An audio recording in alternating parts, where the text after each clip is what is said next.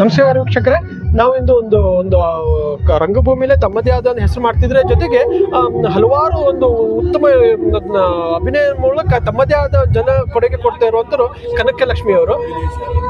ಅವರನ್ನು ಅಭಿನಯ ಶಾರದೆ ಅಂತಾನೆ ಹೇಳ್ಬೋದು. ಯಾಕಂದ್ರೆ ಅವರು ಅಭಿನಯ ನೋಡಿದ್ರೆ ಎಲ್ಲರಿಗೂ ಅಷ್ಟು ರೋಮಾಂಚನ ಆಗುತ್ತೆ. ಜೊತೆಗೆ ಅವ್ರು ಹೇಗೆ ರಂಗಭೂಮಿ ಬರ್ತಾರೆ, ಅವ್ರ ರಂಗಭೂಮಿ ಪಡೆ ಹೇಗಿದೆ, ಅವರು ಒಂದು ದೊಡ್ಡ ಸಂಘದ ಒಂದು ಯಜಮಾನರ ಒಂದು ಪತ್ನಿಯಾಗೂ ತಮ್ಮ ಜೀವನ ಸಾಗಿಸ್ತಾ ಇದ್ದಾರೆ.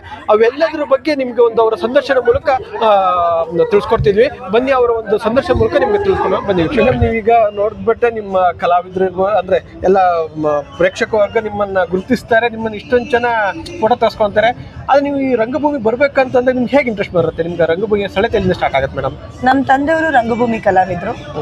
ನಮ್ಮ ತಾಯಿ ತುಂಬಾ ಆಸೆ ಇತ್ತು ನಾನು ಭರತನಾಟ್ಯಂ ಕಲಿಬೇಕು ಅಂತ. ಚಿಕ್ಕ ವಯಸ್ಸಲ್ಲಿ ಅಮ್ಮ ನಂಗೆ ಭರತನಾಟ್ಯಂ ಕಲಿಸಿದ್ರು. ಅಂಡ್ ತಂದೆಯವರಿಂದ ರಕ್ತಗತವಾಗಿ ನಂಗೆ ನಿಮ್ ತಂದೆನೂ ಇದ್ರಲ್ಲಿ ಇರೋದ್ರಿಂದ ಸ್ವಲ್ಪ ಅನುಕೂಲ ಆಗುತ್ತೆ. ನಮ್ಮ ತಂದೆಯವರು ಮೂಲತಃ ಶಿರ್ಸಿಯವರು, ಶಿರ್ಸಿಯವರೇ, ಕುಮಾರ್ ಶಿರ್ಸಿ ಅಂತಾನೆ ಹೆಸರು ಅವ್ರಿಗೆ. ರಂಗಭೂಮಿಲಿ ಕುಮಾರ್ ಶಿರ್ಸಿ ಅಂತ ಗುರುತಿಸ್ತಾರೆ.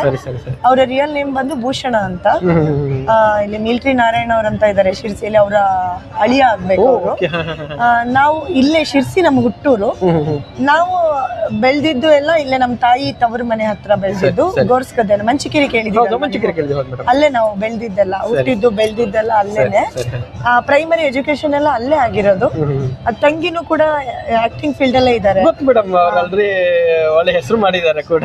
ತಮ್ಮಂಗೂ ಇಂಟ್ರೆಸ್ಟ್ ಇದೆ, ಬಟ್ ಅವನು ಇಂಜಿನಿಯರ್ ಆಗಿ ವರ್ಕ್ ಮಾಡ್ತಿದ್ದಾನೆ ಇವಾಗ. ಅವನು ಇದು AI ಅನಿಮೇಷನ್ಸ್ ಎಡಿಟಿಂಗ್ ಅವೆಲ್ಲ ಮಾಡ್ತಾನೆ.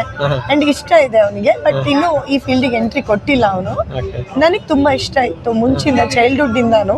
ನಾನು ಚಿಕ್ಕ ವಯಸ್ಸಿಂದಾನು ಬೇಬಿ ಶಾಂಭವಿ ಅವ್ರ ಡ್ಯಾನ್ಸು ಅಂಡ್ ಆಕ್ಟು ಆ ಥರ ಎಲ್ಲ ಮಾಡ್ಕೊಂಡೇ ಬರ್ತಾ ಇದ್ದೆ. ಕಲ್ಚರಲ್ ಆಕ್ಟಿವಿಟೀಸ್ ಅಲ್ಲಿ ಪಾರ್ಟಿಸಿಪೇಟ್ ಮಾಡ್ತಿದ್ದೆ. ಅವಾಗಿಂದ ನಂಗೆ ಚಿಕ್ಕವಳಿದ್ದಾಗಿಂದಾನು ಹೀರೋಯಿನ್ ಅಂತಾನೆ ಕರೆಯೋರು ಊರಲ್ಲೆಲ್ಲ. ಸೊ ಅದೊಂದು ಬೇಬಿ ಶಾಮಿಲಿ ಸ್ವಲ್ಪ ಮಾಡೆಲ್ ಆಗಿ ಅವ್ರನ್ನೇ ಅವಾಗ ಚಿಕ್ಕ ವಯಸ್ಸಲ್ಲಿ ಎಲ್ಲ ಮಕ್ಕಳಿಗೂ ಬೇಬಿ ಶಾಮಿಲಿ ಅವಾಗ ಒಂದು ಮಾಡೆಲ್ ಅಂತ ಹೇಳ್ಬೋದು. ನನಗೂ ಆಸ್ ಇಟ್ ಇಸ್ ಹಂಗೆ ಇತ್ತು. ನಾನು ಅವಾಗ ಜುಟ್ಟೆಲ್ಲ ಹಾಕೊಂಡು ಅದೇ ತರ ಅಮ್ಮ ಎಲ್ಲ ರೆಡಿ ಮಾಡ್ತಿದ್ರು. ನಾನು ಡ್ಯಾನ್ಸ್ ಎಲ್ಲ ಮಾಡ್ತಿದ್ರಿಂದ ಊರಲ್ಲೆಲ್ಲ ಹಂಗೆ ಕರಿತಾ ಇದ್ರು. ನಾನು 5th ಸ್ಟ್ಯಾಂಡರ್ಡ್ ಇದ್ದಾಗ ಒಂದು ಮೂವಿಗೆ ನಂಗೆ ಆಫರ್ ಬಂತು, ಮಕ್ಕಳ ಫಿಲ್ಮ್ಗೆ. ಅಂದ್ರೆ ಯಾರು ಗೊತ್ತಿಲ್ಲ, ಊರವ್ರೆ ಯಾರೋ ಅಪ್ರೋಚ್ ಮಾಡಿ ನನ್ನ ಬಗ್ಗೆ ಹೇಳಿದಕ್ಕೆ ನಂಗೊಂದು ಆಪರ್ಚುನಿಟಿ ಸಿಕ್ತು. ನಾನು ಅವಾಗ 5th ಸ್ಟ್ಯಾಂಡರ್ಡ್ ಇದ್ದಾಗ ಹೋಗಿದ್ದೆ. ಅದ್ರಲ್ಲಿ ಏನ್ ಆಕ್ಟ್ ಮಾಡಿದೀನಿ ನಂಗೆ ನೆನಪಿಲ್ಲ, ಬಟ್ ಅವಾಗಿಂದನೂ ನನ್ಗೆ ಊರಲ್ಲಿ ಹೀರೋಯಿನ್ ಅಂತಾನೆ ಕರೆಯೋದು. ಸೊ ಅಪ್ಪಾಜಿ ರಂಗಭೂಮಿ ಕಲಾವಿದರಾಗಿದ್ರಿಂದ ಮೇ ಬಿ ನನ್ನ ಮಗು ಇರುವಾಗ್ಲೇ ಅವರು ಸ್ಟೇಜ್ಗೆಲ್ಲ ತಗೊಂಡು ಹೋಗಿರ್ಬೋದು.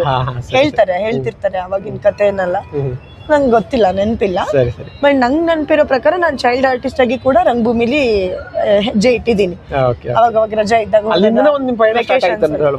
ವೆಕೇಶನ್ಸ್ ಅಲ್ಲೆಲ್ಲ ಹೋದಾಗ ಓದಿಸ್ಬೇಕು ಅನ್ನೋದು ನಮ್ಮ ತಂದೆ ತಾಯಿ ಕನಸು. ಸೊ ಹಾಗಾಗಿ ನನಗೆ ಮೆಡಿಕಲ್ ಓದ್ಬೇಕಂತ ಆಸೆ ಇತ್ತು, ಬಟ್ ಅವಾಗ ಆಗಿಲ್ಲ. ಆ ಟೈಮಲ್ಲಿ ನಮ್ಮಮ್ಮನ ಅಂದ್ರೆ ನನ್ನ ತಂದೆ ತಾಯಿ ಬಂದು ನನ್ಗೆ ನಮ್ ದೊಡ್ಡಮ್ಮನ ಮಗ ಕೂಡ ಹೆಲ್ಪ್ ಮಾಡಿದ್ರು. ನಮ್ಮ ಅಣ್ಣ ಅಂತಿದ್ದಾರೆ, ನಾಗೇಶಣ್ಣ ಅಂತ. ಅವರು ಕೂಡ ನಮ್ಗೆ ಸ್ವಲ್ಪ ಸಪೋರ್ಟ್ ಮಾಡಿದ್ರು ಅವಾಗ. ಅಂದ್ರೆ ಮೋರಲ್ ಸಪೋರ್ಟ್. ಅವರು ಒಂಥರ ಬ್ಯಾಕ್ ಬೋನ್ ತರ ಇದ್ರು ನಮ್ಗೆ. ನಮ್ಮ ತಂದೆಯವರು ಹೊರಗಡೆ ರಂಗಭೂಮಿ ಕೆಲಸ ಮಾಡಕ್ ಹೋದಾಗ ಅವರೆಲ್ಲ ನಂಗೆ ಅಣ್ಣಂದಿರೆಲ್ಲ ತುಂಬಾ ಜನ ಇದಾರೆ, ದೊಡ್ಡಮ್ಮನ ಮಕ್ಕಳೆಲ್ಲ. ಅವರೆಲ್ಲ ತುಂಬಾ ಹೆಲ್ಪ್ ಮಾಡಿದ್ರು. ಇಲ್ಲೇ ಪ್ರೈಮರಿ ಎಜುಕೇಶನ್ ಆಗಿದ್ರಿಂದ D.Ed ಕಂಪ್ಲೀಟ್ ಆಯ್ತು. ಡಿಗ್ರಿ ಎಕ್ಸ್ಟರ್ನಲ್ ಮಾಡ್ಕೊಂಡೆ. ಸೊ ಆಮೇಲೆ ಹಂಗೇನೆ ಇನ್ನೇನು CET ಬರ್ದು ಜಾಯಿನ್ ಆಗ್ಬೇಕು ಅನ್ನೋ ಅಷ್ಟರಲ್ಲಿ CET ಕಾಲ್ಫಾರ್ಮ್ ಮಾಡೋದು ನಿಲ್ಲಿಸ್ಬಿಟ್ರು. ವಾಟ್ ರೀಸನ್ ನನ್ಗೆ ಗೊತ್ತಿಲ್ಲ, ನಿಲ್ಸಿದ್ರು. ಅವಾಗ ಏನ್ ಮಾಡ್ಬೇಕು ಅನ್ಕೊಂಡಾಗ ಇದು ಗೊತ್ತಿತ್ತಲ್ಲ, ಈ ಕಲೆ ಇದು ನಂಗೆ ಗೊತ್ತಿತ್ತು. ಅಂದ್ರೆ ಅವಾಗ ನಾನು ಇದಕ್ಕೆ ಹೋಗ್ತಾ ಇದ್ದೆ, ರಜಾ ಇದ್ದಾಗ ಹೋಗ್ತಿದ್ದೆ. ನನ್ನ 10th ಎಕ್ಸಾಮ್ ಕನ್ನಡ ನಾಳೆ ಎಕ್ಸಾಮ್, ಹಿಂದಿನ ದಿವಸ ಹೋಗ್ಬಿಟ್ಟು ಈ ಹವ್ಯಾಸಿ ರಂಗಭೂಮಿಲಿ ಹೋಗ್ಬಿಟ್ಟು ಡ್ಯಾನ್ಸ್ ಮಾಡಿ 500 ರೂಪಾಯಿ ತಗೊಂಡ್ ಬಂದಿದ್ದೆ. ಅದು ನಂಗೆ ಇಷ್ಟ. ಅಂದ್ರೆ ಕ್ಲಾಸಿಕಲ್ ಕಲ್ತಿದ್ರಿಂದ ಅದ್ರ ಸರೌಂಡಿಂಗ್, ಅದ್ರ ಬೇಸ್ ಮೇಲೆ ಯಾವ್ದಾರ ಒಂದು ಡ್ಯಾನ್ಸ್ ಮಾಡೋದು ಎಲ್ಲರಿಗೂ ಇಷ್ಟ. ಕನಕಲಕ್ಷ್ಮಿ ಬಾ ಮಾಡಿ ಡ್ಯಾನ್ಸ್, ಎಲ್ಲಾದ್ರೂ ನಾನು ಫಂಕ್ಷನ್ಗೆ ಹೋದ್ರೆ ಒಂದು ಡ್ಯಾನ್ಸ್ ಮಾಡೆ ಅಂತ ಫಿಕ್ಸ್. ಎಲ್ಲೋದ್ರು ಆತರ ನನ್ಗೆ ಕೇಳೋರು, ನಂಗೂ ಖುಷಿ. ಆಕ್ಟಿಂಗು ಮಾಡ್ತಿದ್ದೆ, ಡ್ಯಾನ್ಸು ಮಾಡ್ತಿದ್ದೆ. ಅವಾಗಿಂದ ಒಂದು ಹವ್ಯಾಸ ಇತ್ತು, ಆಸೆನೂ ಇತ್ತು. ನಾನು ಹೀರೋಯಿನ್ ಆಗ್ಬೇಕು, ನಾನು ಆಕ್ಟ್ ಮಾಡ್ಬೇಕನ್ನೋ ಆಸೆ ಇತ್ತು. ಬಟ್ ಆ ರೂಟಿಗೆ ಹೆಂಗ್ ಹೋಗ್ಬೇಕು ಅನ್ನೋದು ಗೊತ್ತಿರಲಿಲ್ಲ. ಬಟ್ ರಂಗಭೂಮಿ ನಂಗೆ ಆಲ್ವೇಸ್ ಗಾಡ್ ಗಿಫ್ಟ್. ಅದು ಅಪ್ಪಾಜಿಯಿಂದ ಬಂದ್ಬಿಟ್ಟಿರೋದು. ಅದ್ರ ನಂತರ ನಂಗೊಂದು ಸೀರಿಯಲ್ಸ್ ಅವಕಾಶ ಸಿಕ್ತು. ಸೀರಿಯಲ್ ಮಾಡಿದೆ ಅಂಡ್ ಶಾರ್ಟ್ ಮೂವಿ ಮಾಡಿದೆ 1-2-3. ಒಂದೊಳ್ಳೆ ಮೂವಿಗಳಿಗೂ ಅವಕಾಶ ಸಿಕ್ಕಿತ್ತು. ಬಟ್ ಅವಾಗ ಕರೋನಾ ರಜಾ ಕೊಟ್ಟಿದ್ರಿಂದ ಲಾಕ್ಡೌನ್ ಆಯಿತು. ಕರೋನಾದಿಂದ ನನ್ಗೆ ಅದ್ರಲ್ಲಿ ಅವಕಾಶ ಸಿಗ್ಲಿಲ್ಲ, ಆಕ್ಟ್ ಮಾಡಕ್ ಅವಕಾಶ ಸಿಗ್ಲಿಲ್ಲ. ಮುಹೂರ್ತ ಎಲ್ಲ ಆಗಿತ್ತು, ಬಟ್ ನನಗೆ ನನ್ನ ಹತ್ರ ಅದರಲ್ಲಿ ಅನ್ಲಕ್ಕಿ ಹೇಳ್ಬೋದು. ಬಟ್ ಅನ್ಲಕ್ಕಿ ಆದ್ರೆ ನೀವು ಇಲ್ಲಿ ಪ್ರೇಕ್ಷಕ ವರ್ಗ ಪಡ್ಕೊಂಡಿದ್ದೀರಾ, ಅದೇ ಸೇಮ್ ಪ್ರೀತಿ ಇಲ್ಲಿ ಸಿಗ್ತಾ ಇದೆ ನನಗೆ. ಪ್ರೀತಿ ಸಿಗ್ತಾ ಇದೆ. ಬಟ್ ಅದೊಂದು ಯಾವಾಗೂ ನಂಗೆ ಕೊರಗಿದೆ, ನಾನು ಆಕ್ಟ್ ಮಾಡ್ಬೇಕಿತ್ತಲ್ವಾ, ಒಳ್ಳೆ ಅಪರ್ಚುನಿಟಿ ಸಿಕ್ಕಿತ್ತು. ಬಿಕಾಸ್ ಆಡಿಷನ್ ಎಲ್ಲ ಕೊಟ್ಟು ನಾನು ಸೆಲೆಕ್ಟ್ ಆಗಿದ್ದೆ, ತುಂಬಾ ಕಷ್ಟಪಟ್ಟಿದ್ದೆ ಅದೆರಡು ಅವಕಾಶ ಸಿಗೋಕೆ. ಬಟ್ ಕೊರೋನಾ ಬಂದಿದ್ರಿಂದ ನಂಗೆ ಅವಕಾಶ ಮಿಸ್ ಆಯ್ತು. ಆ ಒಂದು ಕನ್ಸನ್ನ ನನ್ನ ತಂಗಿ ನನ್ಸ್ ಮಾಡಿದ್ಲು. ತಂಗಿ ಮಜಾ ಭಾರತ ಹೋದ್ರು, ಕಾಮಿಡಿ ಕಿಲಾಡಿ ಹೋದ್ರು, ಅಂಡ್ ಒಂದ್ 5-6 ಸೀರಿಯಲ್ ಮಾಡಿದ್ಲು, ಸಿನಿಮಾ ಮಾಡಿದ್ಲು. ಖುಷಿ ಆಗತ್ತೆ ನನ್ನ ಕನ್ಸನ್ನ ಅವಳಿಗೆ ಒಂದು ಅವಕಾಶಗಳು ಸಿಗ್ತದೆ. ನೀವು ಇಲ್ಲಿ ರಂಗಭೂಮಿಲೂ ಹೇಗೆ ಹೆಸರು ಮಿಂಚುತ್ತಾ ಇದ್ದೀರಾ? ಅವಳನ್ನು ರಂಗಭೂಮಿಲಿ ಅವಳು ರಜೆ ಇದ್ದಾಗೆಲ್ಲ ಮಾಡೋಳು, ಬಟ್ ಇಷ್ಟೊಂದು ಮಾಡ್ತಿರ್ಲಿಲ್ಲ, ಸ್ವಲ್ಪ ಯಾವಾಗಾರು ಒಮ್ಮೆ ಮಾಡೋಳು. ಬಟ್ ಅವಳು ಜಾಸ್ತಿ ಅವ್ರಿಗಿಂತ ಸ್ವಲ್ಪ ನಿಮ್ಗೆ ರಂಗಭೂಮಿಯಲ್ಲಿ ಸೆಳೆದ ಜಾಸ್ತಿ ಇತ್ತು, ಆಕ್ಟಿಂಗ್ ಜಾಸ್ತಿ ಇತ್ತು. ಬಟ್ ಅವಕಾಶಗಳಿಗೆ ಅವರಿಗೆ ಜಾಸ್ತಿ ಸಿಗ್ತಾ ಇದೆ ಅಂತ ಹೇಳ್ಬೋದಾ? ನನ್ನ ಫೀಲ್ಡ್ ಅಲ್ಲಿ ನನಗೆ ಅವಕಾಶ ಇದೆ, ಅವಕಾಶಗಳಿದೆ. ಸರಿ, ಹವ್ಯಾಸಿಯಾಗಿ ಒಂದು ರಂಗಭೂಮಿ ಒಂದು ಹೆಜ್ಜೆ ಇಡ್ತೀರಾ. ನೆಕ್ಸ್ಟ್ ನಿಮ್ಗೊಂದು ದೊಡ್ಡ ರಂಗಭೂಮಿ ಹೇಗೆ ಸಿಗುತ್ತೆ ಸರ್? ಇಂಥ ಒಂದು ದೊಡ್ಡ ರಂಗಭೂಮಿಗಳು ನೀವು ಅವಕಾಶಗಳು ಹೇಗೆ ಸಿಗ್ತಾ ಹೋಗುತ್ತೆ? ನನ್ನ ತಂದೆ ವೃತ್ತಿ ರಂಗಭೂಮಿ ಅವರು, ಅವ್ರದ್ದು ಒಂದು 35-40 ವರ್ಷ ಸರ್ವಿಸ್ ಆಗಿರ್ಬೋದು ಇಲ್ಲಿ. ನಾನು ಹುಟ್ಟಾಗಿಂದನೂ ನನ್ನ ತಂದೆ ರಂಗಭೂಮಿಲಿ ಅವರು ಹಾಡೋ ಹವ್ಯಾಸದಿಂದನೇ ಊರ್ ಬಿಟ್ಟು ಹೋಗ್ಬಿಟ್ಟಿದ್ದಾರೆ. ಅದೇ ಹೇಳಿದ್ನಲ್ಲ, ಮೂಲತಃ ಇಲ್ಲಿ ಅವರೇ. ಹಾಡೋ ಆಸೆ, ರಾಜ್ಕುಮಾರ್ ಅಣ್ಣವ್ರ ಬಗ್ಗೆ ಇರೋ ಒಂದು ಅಭಿಮಾನ ಪ್ರೀತಿ ಅವ್ರನ್ನ ರಂಗಭೂಮಿ ಕಡೆ ಎಳ್ಕೊಂಡು ಹೋಯ್ತು. ನಾವು ಚಿಕ್ಕ ವಯಸ್ಸಿಂದ ನೋಡ್ಕೊಂಡ್ ಬಂದಿರೋದನ್ನೇ ಇದು ಒಂಥರ ನಂಗೆ ತವ್ರ ಮನೆ ಇದ್ದಾಗೆ. ಹವ್ಯಾಸಿ ರಂಗಭೂಮಿ ನಂಗೆ ಅನ್ನ ಕೊಟ್ಟಿರೋ ಸ್ಥಳ. ಅಂದ್ರೆ ದುಡಿಮೆಗೆ ಒಂದು ದಾರಿ ತೋರಿಸ್ತು. ಎಜುಕೇಶನ್ ಮಾಡಿದ ನಂತರ ಏನ್ ಮಾಡ್ಬೇಕು ಅಂತ ಮೈಂಡಲ್ಲಿ ಓಡ್ತಾ ಇದ್ದಾಗ ಖಾಲಿ ಕೂತ್ಕೊಳ್ಳೋದು ಯಾಕೆ, ಏನಾದ್ರೂ ಒಂದು ಕೆಲಸ ಮಾಡೋಣ. ಅವಾಗ ನನಗೆ ಆಕಸ್ಮಿಕವಾಗಿ ಒಂದು ಅಪರ್ಚುನಿಟಿ ಬಂತು ಹವ್ಯಾಸಿ ಬಗ್ಗೆ. ನಂಗೆ ಹವ್ಯಾಸಿ ರಂಗಭೂಮಿ ಬಗ್ಗೆ ಗೊತ್ತೇ ಇರ್ಲಿಲ್ಲ. ಇದೇ ವೃತ್ತಿ ರಂಗಭೂಮಿಲಿ ಕೆಲಸ ಮಾಡೋ ಒಬ್ರು ಸವಿತಾ ಅನ್ನೋ ಒಬ್ರು ಅಕ್ಕ, ಅವ್ರು ತೀರ್ಕೊಂಡ್ರು ಇವಾಗ. ಅವರು ನನ್ಗೆ ಈ ಒಂದು ಹವ್ಯಾಸಿ ರಂಗಭೂಮಿಗೆ ಅವ್ರ ಪರವಾಗಿ ಕಳ್ಸಿದ್ರು. ಕಳ್ಸಿದ್ರು ಅಂದ್ರೆ ಅವ್ರೇನೋ ಹೋಗಕ್ ಆಗ್ತಿರ್ಲಿಲ್ಲ, ಅವ್ರು ಇದೇ ತರ ಜಾತ್ರೆಗಳಲ್ಲಿ ಸಿಗಾಕೊಂಡಿದ್ರು. ನಾನು ಹೋಗಕ್ಕಾಗಲ್ಲ, ನೀನ್ ಹೋಗು ಅಂತ ನನ್ನನ್ನ ಕಳ್ಸಿದ್ರು. ಅವಾಗ ನನ್ಗಲ್ಲಿ ಒಂದು ದುಡಿಮೆ ದಾರಿ ಸಿಕ್ತು. ನಾನು ಹೊಸ ಹುಡುಗಿ, ನಂಗೆ ಇಂಟ್ರೆಸ್ಟ್ ಇರೋದ್ರಿಂದ ನಾನು ತುಂಬಾ ಚೆನ್ನಾಗಿ ಮಾಡಿದೆ. ಜನಕ್ಕೆ ಅದು ಇಷ್ಟ ಆಯ್ತು, ನನ್ನನ್ನು ಅವ್ರು ಸ್ವೀಕಾರ ಮಾಡಿದ್ರು. ನಾನು ಒಂದು 7 ದಿನಕ್ಕಂತ ಹೋದವಳು ಕಂಟಿನ್ಯೂ ಆಗಿ ಒಂದು ಐ ಥಿಂಕ್ ಒಂದು 10 ವರ್ಷ ನಾನು ಇರ್ಬೋದು. ನಾನು ಅಂದ್ರೆ ಕಂಟಿನ್ಯೂ ಮಾಡಿದೆ ಅಂತ ಹೇಳಲ್ಲ, ಸ್ವಲ್ಪ ಆಗಿ ಅಷ್ಟು ವರ್ಷ ಮಾಡಿದೆ ಅಂತ ಅನ್ಸುತ್ತೆ. ನನಗೂ ಐಡಿಯಾ ಇಲ್ಲ, ಇವಾಗ ಮಾಡಿದೀನಿ. ಎಲ್ಲಾ ತರ ಪಾತ್ರದಲ್ಲಿ ನನ್ನನ್ನು ಸ್ವೀಕಾರ ಮಾಡಿದ್ರು ಜನ. ನಾನು ಎಕ್ಸ್ಪೆಕ್ಟ್ ಮಾಡಿದ್ಕಿಂತ ಜಾಸ್ತಿ ನಂಗೆ ಅಮೌಂಟ್ ಸಿಕ್ತು. ನನ್ನ ಕಷ್ಟಗಳನ್ನೆಲ್ಲ ನಾನು ತೊಲಗಿಸ್ಕೊಂಡೆ. ಅಂದ್ರೆ ಒಂದ್ ಮನೆ ಸೆಟಲ್ಡ್, ಅಂದ್ರೆ ಮನೆ ಕಟ್ಟಿಸ್ಕೊಂಡೆ. ನನ್ನ ತಂಗಿ ತಮ್ಮ ನನ್ನ ಎಜುಕೇಶನ್ ಮಾಡ್ಕೊಂಡೆ. ಓದ್ತಾನೆ ನಾನು ಅದನ್ನ ಮಾಡ್ತಾ ಇದ್ದೆ. ನನ್ನ ಅಮ್ಮ, ನನ್ನ ತಂದೆ, ನಾನೊಂದ್ ಸ್ವಲ್ಪ ಅವರಿಗೆ ಹೆಲ್ಪ್ ಮಾಡಕ್ ನಂಗೆ ಸಹಾಯ ಆಯ್ತು ಅದರಿಂದ. ಅಪ್ಪ ಅಮ್ಮ ರಂಗಭೂಮಿಯಿಂದ ನಾವು ಅಂತೂ ತನ್ನ ತಿಂದಿದೀವಿ ಅಂತ ಇವತ್ತಿಗೂ ನಾವು ನೆನೆಸ್ತೀವಿ. ನನ್ನ ತಂಗಿ ಆಯ್ತು, ನಾನಾಯ್ತು, ನನ್ನ ತಮ್ಮ, ನನ್ನ ತಂದೆ ತಾಯಿ, ಪ್ರತಿಯೊಬ್ರು ನಮ್ ಕೈಲಾಗಿದ್ ನಾವು ಬೇರೆಯವ್ರಿಗೆ ಸಹಾಯ ಮಾಡಿದೀವಿ. ನಾವು ಕೂಡ ಅದರಿಂದ ಸಂತೋಷದಿಂದ ಜೀವನ ಮಾಡಿದೀವಿ. ಕಷ್ಟ ಸುಖ ಏನೇ ಬಂದ್ರು ರಂಗಭೂಮಿ ತಾಯಿ ನಮ್ ಕೈ ಹಿಡ್ದಿದೆ. ಅದು ಹವ್ಯಾಸಿ ಆಗಿರ್ಬೋದು, ವೃತ್ತಿ ಆಗಿರ್ಬೋದು. ಅಂಡ್ ನಾನು ಹವ್ಯಾಸಿಯಿಂದ ಹೆಂಗ್ ವೃತ್ತಿಗೆ ಬಂದೆ ಅಂದ್ರೆ, ವೃತ್ತಿಗೂ ನಾನು ಅವಾಗವಾಗ ಹೋಗ್ತಾ ಇದ್ದೆ, ಹವ್ಯಾಸಿಗೂ ಯಾಕಂದ್ರೆ ತಂದೆಯವ್ರು ಇಲ್ಲೇ ಇದ್ದಿದ್ರಿಂದ ನಾನು ಹವ್ಯಾಸಿ ವರ್ಷ ಪೂರ್ತಿ ಇರಲ್ಲ. ಒಂದ್ 3 ತಿಂಗಳು 4 ತಿಂಗಳು ಸೀಸನ್ ಇರುತ್ತೆ. ಆ ಸೀಸನ್ ಅಲ್ಲಿ ನನ್ನ ಪಾತ್ರ ಯಾರಿಗಾರು ಬೇಕಾದ್ರೆ ಯಾವ್ದಾರ ಕಂಪ್ನಿ ಅವರು ನಂಗೆ ಕರ್ಸೋರು, ಅಥವಾ ನಮ್ ತಂದೆಯವರೇ ಕಾಂಟ್ರಾಕ್ಟ್ ಆಗಿ 1 ವರ್ಷ ಕಂಪ್ನಿ ನಡ್ಸೋರು. ಈ ತರ ಎಲ್ಲ ಮಾಡಿದಾಗ ನಂಗೆ ವೃತ್ತಿ ರಂಗಭೂಮಿ ಟಚ್ ಇತ್ತು. ಅಂಡ್ ನಾನು ಯಾವಾಗ ಪಾಪು ಅವ್ರನ್ನ ಮದ್ವೆ ಆದೆ, ಅವ್ರದೇ ಒಂದು ಕಂಪನಿ ಇತ್ತು, ಸಂಘ ಸಂಸ್ಥೆನ ಅವ್ರು ನಡೆಸ್ತಾ ಇದ್ರು. ನಾನು ಅನ್ಕೊಂಡೆ, ಓಕೆ, ಒಬ್ಬ ಹೆಂಡತಿಯಾಗಿ ಅವರಿಗೆ ಜೊತೆಯಾಗಿ ಅವ್ರು ನನಗೆ ಹೇಳಿಲ್ಲ ನೀನ್ ಬಂದ್ ಪಾತ್ರ ಮಾಡು ಅಥವಾ ಆಕ್ಟ್ ಮಾಡು ಅಂತ. ಇದು ನನ್ನ ಸ್ವಂತ ನಿರ್ಧಾರ. ನಂಗೆ ತುಂಬಾ ಖುಷಿ, ನಾನು ಆಕ್ಟರ್ ಅಂಡ್ ನನ್ನ ಕಲೆನ ನಾನು ನನಗೆ ಸಾಧ್ಯವಾದಷ್ಟು ದಿನ ಜನರಿಗೆ ಹಂಚ್ಬೇಕು, ಮನೋರಂಜನೆ ಕೊಡ್ಬೇಕು ಅನ್ನೋದು ನನ್ನ ಆಸೆ. ಅದಕ್ಕೋಸ್ಕರ ನಾನು ಈ ಫೀಲ್ಡಿಗೆ ಬಂದಿದ್ದೆ. ಸೊ ಈಗ ನಿಮ್ಮ ಅಭಿನಯ ನೋಡ್ತೀವಿ ಮೇಡಮ್, ನಿಮ್ಮ ಒಂಥರ ಅಭಿನಯ ನೋಡ್ತಿದ್ದಾಗ ಒಂದು ಎಷ್ಟು ರೋಮಾಂಚನ ಆಗುತ್ತೆ ಅಂದ್ರೆ, ನಾವು ಏನೋ ನಮ್ಗೆ ಒಂದು ರಂಗಭೂಮಿ ಟಚ್ ಇಲ್ಲ ಅಂದ್ರೂ ನಾವು ಒಂದು ಆಕ್ಟ್ ಮಾಡ್ಬೇಕಲ್ಲಪ್ಪ ಅಂತ ಅಷ್ಟು ಎಕ್ಸೈಟ್ಮೆಂಟ್ ಆಗುತ್ತೆ. ಸೊ ಜನಗಳೆಲ್ಲ ಪ್ರೀತಿ ಕೊಟ್ಟರೆ ನಿಮ್ಗೆ ಹೇಗೆ ಅನ್ಸುತ್ತೆ ಮೇಡಮ್? ಎಲ್ಲ ಜನಗಳು ನಿಮ್ಗೆ ಗುರುತಿಸ್ತಾರ, ಹೇಗೆ ಅನ್ಸುತ್ತೆ? ಇದು ನನ್ನ ತಂದೆ ತಾಯಿ ನನಗೆ ಕೊಟ್ಟಿರೋ ಭಿಕ್ಷೆ. ನಮ್ಮ ಅಪ್ಪಾಜಿ ಕಲಾವಿದರಾಗದೆ ಹೋಗಿದ್ರೆ ನನ್ನಲ್ಲಿ ಒಂದಿಷ್ಟು ಕಲೆ ಬರ್ತಾ ಇರ್ಲಿಲ್ಲ. ಅವ್ರು ನನ್ನ ತಿದ್ದಿ ತೀಡಿದ್ದಾರೆ, ಒಂದು ಮೂರ್ತಿಯನ್ನಾಗಿ ಮಾಡಿದ್ದಾರೆ. ಆ ಮೂರ್ತಿಗೆ ಒಂದು ಬಣ್ಣ ಬಳ್ದು ಒಂದು ಗುಡಿ ಕಟ್ಟಿ ನನ್ನ ಗಂಡ ಮುಂದುವರ್ಸ್ಕೊಂಡು ಹೋಗ್ತಾ ಇದ್ದಾರೆ ಅಷ್ಟೇ. ಅಂದ್ರೆ ಆಲ್ರೆಡಿ ನಾನು ಒಂದು ನನ್ನನ್ನು ಕೆತ್ತಿರೋದು ನಮ್ಮ ತಂದೆ, ನನ್ನನ್ನು ಒಂದು ಮೂರ್ತಿಯನ್ನಾಗಿ ಕೆತ್ತಿರೋದು ನಮ್ಮ ತಂದೆ.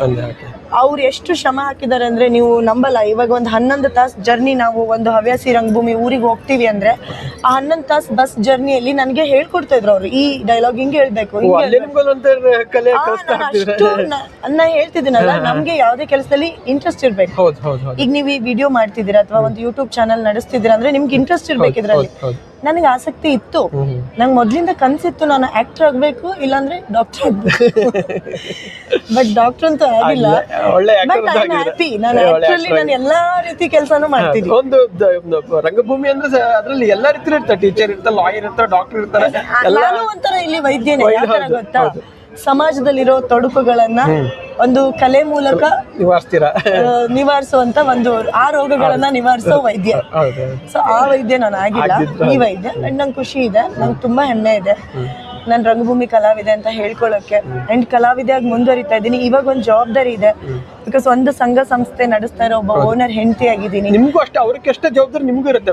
ಅಫ್ ಕೋರ್ಸ್ ನಾನು ಅವ್ರ ಜೊತೆಯಾಗಿ ನಿಲ್ತೀನಿ ಅಷ್ಟೇ, ಎಲ್ಲ ಜವಾಬ್ದಾರಿ ಅವರೇ ಮಾಡೋದು, ನಾನು ಅವ್ರ ಜೊತೆ ಇರ್ತೀನಿ ಅಷ್ಟೇ. ಬಟ್ ಒಂದ್ ಖುಷಿ ಇದೆ, ಏನಂದ್ರೆ ಒಂದ್ 20 ಜನ ನಮ್ ಜೊತೆ ಇರ್ತಾರೆ. ಒಂದು ಸಂಸ್ಥೆನ ನಾವು ಮಕ್ಳ ತರ ನೋಡ್ಕೊಂಡು ಒಂದು ರಂಗಭೂಮಿ ಅನ್ನೋ ಕೂಸನ್ನ ನಡ್ಸ್ಕೊಂಡು ಹೋಗ್ತಾ ಇದಾರೆ ನನ್ ಗಂಡ. ಅವ್ರ ಜೊತೆ ನಾನು ಬೆನ್ನೆಲ್ಬಾಗಿ ನಿಂತಿದ್ದೀನಿ, ಅವ್ರ ಜೊತೆಯಾಗಿ ನನ್ನನ್ನ ಕರ್ಕೊಂಡು ಹೋಗ್ತಿದ್ದಾರೆ. ನನಗೂ ಎಲ್ಲ ಗೊತ್ತಿಲ್ಲ. ತಂದೆಯವರು ಕೂಡ ಕ್ಯಾಶಿಯರ್ ಅಂಡ್ ಆಕ್ಟರ್ ಆಗಿ ವರ್ಕ್ ಮಾಡ್ತಿದ್ರು. ಅವರು ಕೂಡ ಶ್ರೀ ಗುರು ಹೊಳೆ ಹುಚ್ಚೇಶ್ವರ ನಾಟ್ಯ ಸಂಘ ಕಮ್ಮತ್ತಿಗೆ ಕಂಪ್ನಿಯಲ್ಲೇ ಅವರು ಮಾಡ್ತಿದ್ರು. ಇವಾಗ ಕಮ್ಮತ್ತಿಗೆ ಕಂಪ್ನಿಯನ್ನೇ ನನ್ ಗಂಡ ನಡೆಸ್ತಿದ್ದಾರೆ. ಅದೇ ಕಂಪ್ನಿಗೆ ನಾನು ಬಂದಿದ್ದೀನಿ, ಓನರ್ ಆಗಿ ಬಂದಿದ್ದೀನಿ. BR ಅರ್ಶಿನ್ಗೋಡಿ ಅಂಕಲ್ ನಮ್ ತಂದೆಯವ್ರಿಗೆ ಯಾವಾಗ ಹೇಳೋರು, ಕುಮಾರ್ ನೀನ್ ನಡ್ಸ್ಕೊಂಡು ಹೋಗಪ್ಪ ಅಂತ. ಅವಾಗ ನಮ್ ತಂದೆಯವ್ರು ಧೈರ್ಯ ಮಾಡ್ಲಿಲ್ಲ, ಯಾಕಂದ್ರೆ ಅವ್ರಿಗೊಂದು ಭಯ ಇತ್ತು, ಕಲಾವಿದ್ರನ್ನ ಒಟ್ಟುಗೂಡ್ಸೋದು ಹೇಗೆ, ನಡ್ಸ್ಕೊಳ್ಳೋದು ಹೇಗೆ, ನನ್ ಕೈಲಿ ಆಗುತ್ತೋ ಇಲ್ಲ ಅಂತ. ಅವ್ರು ಅವಾಗ ಹಿಂಜರಿದ್ರು. ಗೊತ್ತಿಲ್ಲ ನೋಡಿ, ನನ್ನ ಹಣೆ ಬರದಲ್ಲಿ ಇತ್ತು ಅನ್ಸುತ್ತೆ. ಅದೇ ಕಂಪನಿ ಒಂದು ಭಾಗ ಅಂತ ಹೇಳ್ಬೋದು, ಅದೇ ಆ ಕಂಪನಿಯ ಒಂದು ಮಗು ಇದು ಅಂತ ಹೇಳ್ಬೋದು. ಯಾಕಂದ್ರೆ ಅವರು ಕಂಪ್ನಿನ ಮುಚ್ಚಿದ ನಂತರ ಆ ಕಂಪ್ನಿ ಮೇನ್ ಬೋರ್ಡ್ ಅನ್ನ ಅವ್ರ ಪರ್ಮಿಷನ್ ಅಲ್ಲಿ ತಗೊಂಡು ಇವ್ರು ನಡೆಸ್ತಾ ಇದ್ದಾರೆ. ಸೊ ಅದೇ ಒಂದು ಕಂಪ್ನಿ ನಾವು ನಡೆಸುವಂತದ್ದು ಋಣಾನುಬಂಧ ಇತ್ತು ಅನ್ಸುತ್ತೆ. ನಾನು ಅದಕ್ಕೆ ಇವ್ರ ಹೆಂಡತಿಯಾಗಿ ಬಂದಿದ್ದೀನಿ, ಇಲ್ಲೇ ಹಿಂಗೆ ನಡ್ಸ್ಕೊಂಡು ಹೋಗ್ತಾ ಇದ್ದೀನಿ. ಇನ್ನು ಮುಂದೆ ಜನಕ್ಕೆ ಒಳ್ಳೊಳ್ಳೆ ನಾಟಕ ಕೊಡ್ಬೇಕು ಅಂತ ಆಸೆ ಇದೆ. ನೋಡೋಣ, ಆದಷ್ಟು ದಿನ ನಾವು ಸೇವೆ ಮಾಡ್ಬೇಕು ಅಂತ ಅನ್ಕೊಂಡಿದೀವಿ. ಇನ್ನು ರಂಗಭೂಮಿನ ಉತ್ತುಂಗ ಕೊಯ್ಬೇಕು, ಹೊಸ ತರ ಮಾಡ್ಬೇಕು. ಇವಾಗ ನೀವು ನೋಡಿದ್ರಿ, ಹೇಳಿದ್ರಿ, ತುಂಬಾ ಖುಷಿ ಆಯ್ತು ಈ ಪಾತ್ರ ನೋಡಿ ಅಂತ. ಈ ಒಂದು ಪಾತ್ರದ ಕಲ್ಪನೆ ಆಕ್ಚುಲಿ ನಾನೇ ನನ್ನ ಗಂಡಂಗೆ ಹೇಳಿದ್ದು, ಈ ತರ ಮಾಡೋಣ, ಈ ತರ ಚೆನ್ನಾಗಿರುತ್ತೆ ಅಂತ. ಆದ್ರೆ ಕವಿ ಕಲ್ಪನೆ ಒಂದು ಬೇರೆ ತರ ಇತ್ತು. ಆ ತರ ಬೇಡ, ಈ ತರ ಮಾಡೋಣ ಅಂತ ಕೇಳಿದಾಗ ಅವರು ಸಪೋರ್ಟ್ ಮಾಡಿದ್ರು. ಇದೊಂದು ಹೊಸ ತರ ಪ್ರಯತ್ನ, ಜನನು ಒಳ್ಳೆ ಮೆಚ್ಚಿ ಇದ್ ಮಾಡ್ತಾರೆ. ಯಾಕಂದ್ರೆ ಅವ್ರೆಲ್ಲರ ಜೊತೆ ಇವಾಗ ಅಭಿನಯ ಮಾಡ್ತಾ ಇದೀನಿ, ತುಂಬಾ ಖುಷಿ ಇದೆ. ಇವಾಗ ಸಂಕೇತ್ ಮಂಗ್ಳೂರ್ ಅವರು ಕೂಡ ಒಳ್ಳೆ ಕಲಾವಿದರು. ಅಂಡ್ ರಿಯಾಜ್ ಕರ್ಜ್ಗಿ, ಆನಂದ್ ಪತ್ತರ್, ಮೇಘರಾಜ್, ಅಂಡ್ ನನ್ ಗಂಡ ಪಾಪು ಕಲ್ಲೂರ್, ಅಂಡ್ ನಮ್ ತಂದೆಯವರು ಕುಮಾರ್ ಶಿರ್ಸಿ, ಬಾಬಣ್ಣ ಬನ್ನೂರ್ ಅಂಕಲ್. ಆಮೇಲೆ ಲೇಡೀಸ್ ಅಲ್ಲೂ ಆಯ್ತು, ತ್ರಿವೇಣಿ ಶಿಂದೆ, ಮೇಘ್ನಾ ದಾವಣಗೆರೆ. ಸೊ ಎಲ್ಲರೂ ಇನ್ನೂ ತುಂಬಾ ಜನ ಇದ್ದಾರೆ ನಮ್ಗೆ ಸ್ಫೂರ್ತಿ ಆಗಿರುವಂತ ಕಲಾವಿದ್ರು. ಅವರೆಲ್ಲರನ್ನ ನೋಡಿ ಕಲ್ತಿದ್ ತುಂಬಾ ಇದೆ. ಅವರೆಲ್ಲರ ಹೆಸರು ಹೇಳ್ಕೊಳ್ತಾ ಇದ್ರೆ ಇಷ್ಟು ಲೀಸ್ಟ್ ಆಗುತ್ತೆ. ಹಾಗಾಗಿ ನಮ್ಗೆ ಅವರೆಲ್ಲರೂ ಒಂಥರ ಗುರುಗಳೇ. ಅವರೆಲ್ಲರನ್ನ ನೋಡಿ ನಾ ಕಲ್ತಿದ್ದೀನಿ. ಹವ್ಯಾಸಿಯಿಂದ ಸಡನ್ಲಿ ಇಲ್ಲಿಗೆ ಬರೋಕೆ ಇದೊಂದು ನನ್ನ ಗಂಡ ನಡೆಸ್ತಾ ಇರೋ ಸಂಸ್ಥೆ ಅನ್ನೋ ಕಾರಣಕ್ಕೆ ನಾನು ಹವ್ಯಾಸಿಯಿಂದ ಈ ಕಡೆ ಜಂಪ್ ಮಾಡಿದೆ. ಹಂಗಂತ ಹವ್ಯಾಸಿ ಬಿಟ್ಟಿದ್ದೀನಿ ಅಂತಲ್ಲ, ಅಥವಾ ಅದನ್ನ ದೂರ ಇಟ್ಟಿದ್ದೀನಿ ಅಂತಾನೂ ಅಲ್ಲ. ನನ್ನ ಕೈಲಿ ಆದಾಗ, ನಾನು ಫ್ರೀ ಇದ್ದಾಗ, ನನ್ನ ಸಮಯ ಸಿಕ್ಕಾಗ, ನಾನು ಯಾವ್ದಾರ ಒಂದು ಒಳ್ಳೆ ಕತೆ ಇದ್ರೆ, ಒಳ್ಳೆ ಪಾತ್ರ ಇದ್ರೆ ನಾನು ಹೋಗಿರ್ತೀನಿ. ನಾನು ಅಂದ್ರೆ ಯಾಕೆ ಒಳ್ಳೆ ಕತೆ ಒಳ್ಳೆ ಪಾತ್ರ ಅಂತ ಒತ್ತಿ ಹೇಳ್ತಿದ್ದೀನಿ ಅಂದ್ರೆ, ಇವಾಗ ನೀವು ನನ್ನನ್ನ ಒಂದು ಪಾತ್ರದಲ್ಲಿ ನೋಡಿರ್ತೀರಾ, ನಾನು ಹೋಗಿ ಯಾವ್ದೋ ರೀತಿ ಪಾತ್ರ ಮಾಡಿದ್ರೆ ನಿಮ್ಗೆ ಅದು ಇಷ್ಟ ಆಗಲ್ಲ. ಸೊ ಜನ ಯಾವ ತರ ನೋಡಕ್ಕೆ ಇಷ್ಟಪಡ್ತಾರೆ. ಬೇರೆ ಹೋದಾಗ ಸ್ವಲ್ಪ ಒಂದು ಚೆನ್ನಾಗಿರೋ ಪಾತ್ರನೇ ಇದ್ದಾಗ ನಾನು ಖಂಡಿತ ಅಂದ್ರೆ ಬಿಡುವಿದ್ದಾಗ, ಇಲ್ಲಿಗೆ ನಾನು ತೊಂದರೆ ಮಾಡಲ್ಲ, ಇಲ್ಲಿ ಬಿಡುವಿದ್ದಾಗ ಅಲ್ಲಿ ಹೋಗಿರ್ತೀನಿ.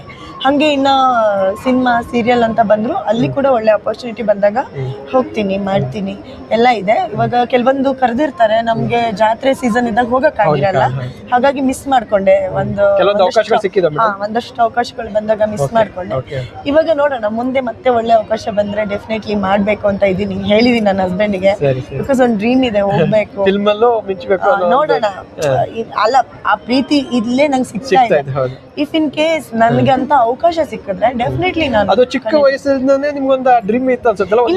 ಇಲ್ಲಿ ಅದನ್ನ ಅನ್ಸಾಗ್ತಿದೆ ಅಲ್ವಾ, ಇವಾಗ ಮೊದ್ಲಿನ ತರ ಇಲ್ಲ. ಇವಾಗ ನೀವೇ ನೋಡ್ತೀರಾ ಎಷ್ಟು ಬೇಗ ಇದು ರೀಚ್ ಆಗ್ತದೆ ಜನಕ್ಕೆ ಅಂದ್ರೆ ಮೊಬೈಲ್ ಅನ್ನೋ ಮುಖಾಂತರ.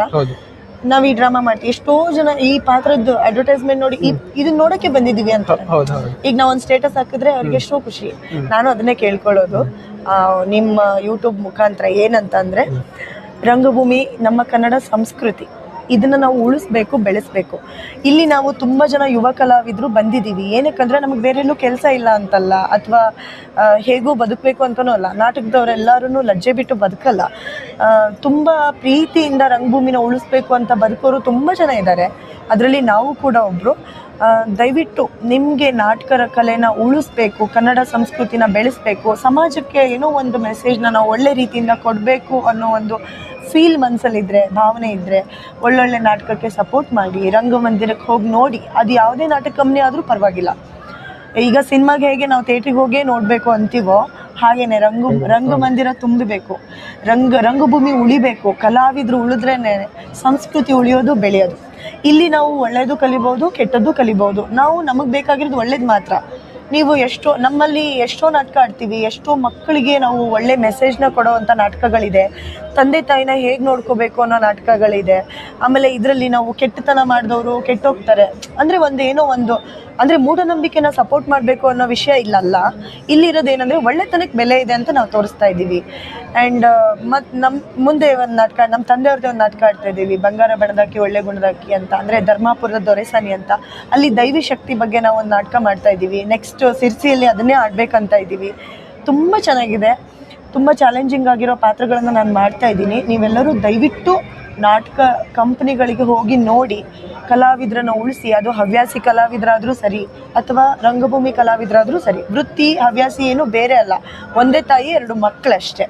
ಆ 2 ಮಕ್ಕಳನ್ನು ನೀವು ಸಪೋರ್ಟ್ ಮಾಡಿ, ಬೆಳೆಸಿ, ಉಳಿಸಿ ಅಂತ ನಾನು ಕೇಳ್ಕೊತೀನಿ. ಮಲ್ನಾಡ್ ಮೀಡಿಯಾ ಅಂತ ಯೂಟ್ಯೂಬ್ ಚಾನಲ್ ತುಂಬ ಚೆನ್ನಾಗಿದೆ. ಪ್ರತಿಯೊಂದನ್ನು ಸಮಾಜದಲ್ಲಿರುವಂಥ ಪ್ರತಿಯೊಂದು ವಿಷಯಗಳನ್ನು ನಿಮಗೆ ತಲುಪಿಸುವಂಥ ಪ್ರಯತ್ನ ಮಾಡ್ತಾ ಇದ್ದಾರೆ. ದಯವಿಟ್ಟು ಸಪೋರ್ಟ್ ಮಾಡಿ, ಆ ಚಾನಲ್ನ ಸಬ್ಸ್ಕ್ರೈಬ್ ಮಾಡಿ, ಆ್ಯಂಡ್ ಲೈಕ್ ಮಾಡಿ, ಶೇರ್ ಮಾಡಿ, ಕಮೆಂಟ್ ಮಾಡಿ. Thank you.